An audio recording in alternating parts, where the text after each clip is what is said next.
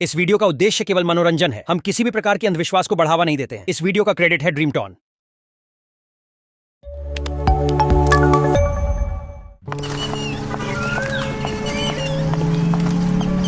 उदयपुर में रहने वाले शर्मा जी की पत्नी की मृत्यु काफी साल पहले हो चुकी थी।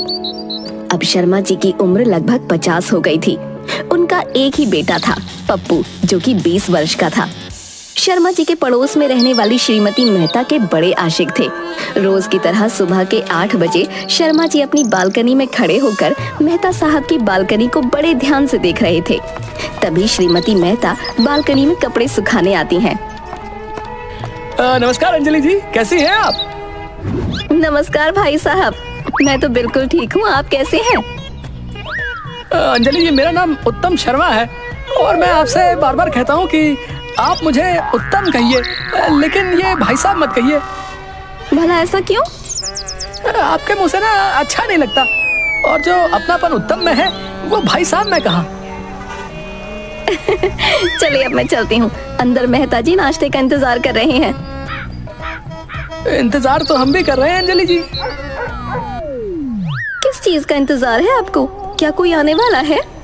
हमने तो कब से दरवाजा खोल के रखा है, बस आने वाले ने देर कर रखी है। कौन आने वाला है? कोई खास है क्या? कोई खास क्या, वो तो बस आप ही हैं जिसका इंतजार हम कर रहे हैं। आपकी आवाज नहीं आ रही भाई साहब, थोड़ा जोर से बोलिए। कुछ नहीं, मुझे तो आदत है खुद से बात करने की। तभी अंदर से मेहता जी आते हैं। अंजलि कहाँ हो? मुझे देर हो रही है। यही बालकनी में हूँ, अभी आई। अच्छा भाई साहब, अब मैं चलती हूँ। अंजलि जी, फिर से आपने मुझे भाई साहब कहा, ये जुल्म तो मत कीजिए ना। अंजलि मुस्कुराती हुई अंदर चली जाती है। मेहता साहब घर के अंदर। कहाँ रह गई थी? मुझे देर हो रही है। अरे कुछ नहीं, बालकनी में कपड़े डालने गई थी और रोज की तरह शर्मा जी खड़े थे। ये शर्मा ठीक आदमी नहीं है, और तुमसे जब बातें करता है तो न जाने मुझे बिल्कुल भी पसंद नहीं आता। तुम तो बस ऐसे ही शक करते हो। शक नहीं करता, सच कह रहा हूँ। दोनों बाप बेटे पूरे मोहल्ले में बदनाम हैं। तुम लोग तो बस किसी के पीछे पड़ गए तो पड़ गए। क्यों? क्या तुम्हें नहीं पता? पिछले 6 महीने में 8 काम वालियां बदली जा चुकी हैं उनके घर, और हर काम वाली एक ही शिकायत करती है कि शर्मा दिल फेंक आशिक है जो अपनी काम वालियों को नहीं छोड़ता। वो अपने पड़ोसियों को क्या छोड़ेगा? तुम मुझसे बातें मत किया करो, मुझे बिल्कुल पसंद नहीं है। मैं कौन सा उनके घर बातें करने गई थी? वही बालकनी में खड़े थे, मुझे आवाज दी थी। वो रोज इसी समय बालकनी में खड़ा हो जाता है। कल से बालकनी में कपड़े सूखने मैं डालूंगा, तुम नहीं। चलो शुक्र है शर्मा जी का, इसी बहाने काम में तुम कुछ मदद तो करोगे। अब उस शर्मा का गुणगान गाना तो बंद करो और मुझे जल्दी से नाश्ता दो। इसका तो ये रोज का ही काम हो गया है, सुबह सुबह मुंह उठाकर बालकनी में खड़ा हो जाता है। दूसरी तरफ शर्मा जी के घर पर शर्मा जी मैगजीन पढ़ रहे होते हैं और पप्पू मोबाइल पर गेम खेल रहा होता है। तभी दरवाजे की डोरबेल बजी। अरे जाकर दरवाजा खोल दे, कौन है? अरे आप देख रहे हैं ना, मैं गेम खेल रहा हूँ। बस ये स्टेज पार कर लूँ तो अमेरिका जाने का टिकट मिल जाएगा। अमेरिका? तू गली में जाने के लायक नहीं, अमेरिका जाएगा है? डोरबेल दोबारा बजती है। शर्मा जी अपनी मैगजीन टेबल पर रखकर दरवाजा खोलने जाते हैं। अबे गधे, इस बुढ़ापे में तू मुझसे कितना काम कराएगा रे? शर्मा जी जाकर दरवाजा खोलते हैं।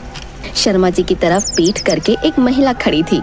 शर्मा जी अपना चश्मा निकालकर अपनी धोती से साफ कर दोबारा लगाते हुए बोले, आंटी जी कहिए, आपको क्या काम है? दरवाजे पर खड़ी महिला शर्मा जी की तरफ मुड़ती है। महिला को देखते ही शर्मा जी का मुंह खुला का खुला रह जाता है। कमरे के भीतर से पप्पू की भी नजर महिला पर पड़ती है और पप्पू का रिएक्शन भी कुछ शर्मा जी जैसा ही होता है। क्या कहा आपने अंकल? शर्मा जी का कोई रिएक्शन नहीं आता है। अंकल जी, मैं आपसे बातें कर रही हूँ। अंकल नहीं, ऐसा ना कहें। मेरी उम्र तो आपके उम्र जितनी ही है। I am right now young. खैर कहिए, आपकी मैं क्या सेवा करूं? अंकल, मेरा नाम श्री है और मैं अभी अभी आपके पड़ोस वाले घर में रहने आई हूँ। मेरे घर में रेनोवेशन का काम चल रहा है, तो क्या मैं कुछ वक्त के लिए आपके घर में रुक सकती हूँ? पप्पू फौरन भागकर श्री के पास आता है। अरे अरे, आप कुछ समय के लिए क्यों, हमेशा के लिए रुक सकती हैं। आइए आइए, अंदर आइए। श्री घर के अंदर आती है और पप्पू की तरफ इशारा करते हुए शर्मा जी से पूछती है, अरे ये कौन है अंकल? ये मेरा नौकर है। जा नौकर, अंदर जा। मैडम के लिए स्पेशल वाली कॉफी बना के ला। पापा, ये आप क्या बोल रहे हैं? कहीं आपने सुबह सुबह पी तो नहीं ली है? पप्पू शर्मा जी का मुंह सूंघता है। ये आपको पापा क्यों बोल रहा है? शर्मा जी रोने लगते हैं। पप्पू, तू किचन में जा, मेरा प्यारा बेटा, मैडम जी के लिए कॉफी बना के ला, जा। पप्पू किचन में चला जाता है। शर्मा जी श्री के करीब आते हैं और किचन की ओर झांकते हुए श्री से कहते हैं, ये जो है ना, ये किसी की नाजायज औलाद है। आप नहीं जानती, जब ये छोटा था तो मुझे पास वाले कचरे के डिब्बे में फेंका हुआ मिला था। मैंने ही इसे पाल पोस कर बड़ा किया है। अब बचपन से जिसने पाला है उसे पापा ही कहेगा ना। शर्मा जी जोर जोर से रोते हैं और टेबल से नैपकिन उठा अपनी नाक साफ करते हैं। श्री शर्मा जी को देख मुंह बनाती है। श्री की नजर टेबल पर पड़ी मैगजीन पर पड़ती है। ये गंदी मैगजीन कौन पढ़ता है? अरे वही नौकर, साले को कितनी बार बोलता हूँ। माफ कीजिएगा, गलती से साला निकल गया। आप बैठिए ना प्लीज। लंबी सांस लेते हुए श्री कुर्सी पर बैठ जाती है। श्री की नजर छत पर लगे पंखे पर पड़ती है। पंखा बहुत धीमी गति से चल रहा होता है। गर्मी से बेहाल श्री अपनी आंखें बंद कर लेती है। शर्मा जी टेबल पर पड़े मैगजीन से श्री को हवा देते हैं। उसी समय पप्पू किचन से कॉफी लेकर बाहर आता है। आंखें बंद कर लेटी श्री के पास पप्पू भी पहुंचकर श्री के चेहरे की ओर करीब से देखता है। श्री धीरे से अपनी आंखें खोलती है और उसकी नजर मैगजीन के कवर पर छपी मॉडल पर पड़ते ही वो जोर से चिल्ला उठती है। डरकर पप्पू के हाथ से कॉफी का मग छूटकर शर्मा जी की धोती पर गिर पड़ता है। अबे गधे, अबे ये क्या कर दिया है? पूरी धोती गीली कर दी। अब इसे साफ करने के लिए मुझे बाथरूम में जाना होगा। आप जाइएगा नहीं है? मैं अभी आता हूँ। ठीक है। शर्मा जी बाथरूम में चले जाते हैं। मैडम, मैं आपके लिए दूसरी कॉफी लाऊं? क्यों नहीं, मुझे कॉफी बहुत पसंद है। पप्पू रफ्तार में किचन में जाकर दूसरी कॉफी का मग ले आता है और कॉफी श्री को देता है। बहुत बढ़िया। अच्छा छोटू, तो क्या नाम है तुम्हारा? छोटू? नहीं नहीं, मेरा नाम छोटू नहीं है, मेरा नाम तो पप्पू है। Pappu, nice name. अच्छा छोटू, सॉरी पप्पू, क्या तुम मेरे घर पर काम करोगे? मैं तुम्हें सबसे ज्यादा सैलरी ऑफर करूंगी। 10,000 महीने के दूंगी, चलेगा तुम्हें? 10,000 चलेगा। मेरा खड़ूस बाप तो मुझे 20 रुपए भी नहीं देता। कितना मजा आएगा जब मैं अपने हाथों से अच्छा अच्छा बना के मैडम जी को खिलाऊंगा और एक दिन मैडम मेरे प्यार में दीवानी हो जाएंगी और हम दोनों शादी कर लेंगे। याहू! चीख सुन कुर्सी पर बैठी श्री हड़बड़ा कर खड़ी हो जाती है। क्या हो गया तुम्हें? कुछ नहीं। अच्छा मैं चलती हूँ, बड़ी देर हो रही है, तो कल सुबह 7 बजे आ जाना अपनी नौकरी पर। श्री कमरे से बाहर चली जाती है। उसी वक्त शर्मा जी बाथरूम से बाहर आते हैं। कहाँ गई? नजर नहीं आ रही। अरे अपना चश्मा तो लगाओ। पप्पू शर्मा जी के सर पर रखा चश्मा निकालकर शर्मा जी की आंखों पर लगा देता है। अब दिख रहा है। कहाँ छिपा दिया उस सुंदर परी को? अरे पापा, परी गई अपने घर, मुझे ऑफर दे गई। ऑफर? कैसा ऑफर? कहीं शादी का ऑफर तो नहीं दे गई? आजकल के बच्चे जरा भी अपने माँ बाप का ख्याल नहीं रखते। तेरी माँ को मरे कितने दिन हो गए, लेकिन आज तक मैंने किसी पराई नारी को सर उठा के भी नहीं देखा है। और आज देख लिया है। सुधर जाओ पापा, सुधर जाओ।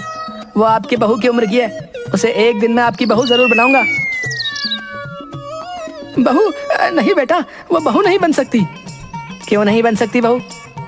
क्योंकि मैं उसे तेरी माँ बनाना चाहता हूँ, और देख लेना एक दिन मैं उसे तेरी माँ बना के दिखाऊंगा। हाँ। बहू माँ, बहू माँ। दोनों बातों बातों में एक दूसरे के करीब आ जाते हैं। दोनों का सर एक दूसरे से जोरों से टकराता है और दोनों गिर जाते हैं। थोड़ी देर बाद पप्पू बैग में अपना सारा सामान और कपड़े भर रहा होता है।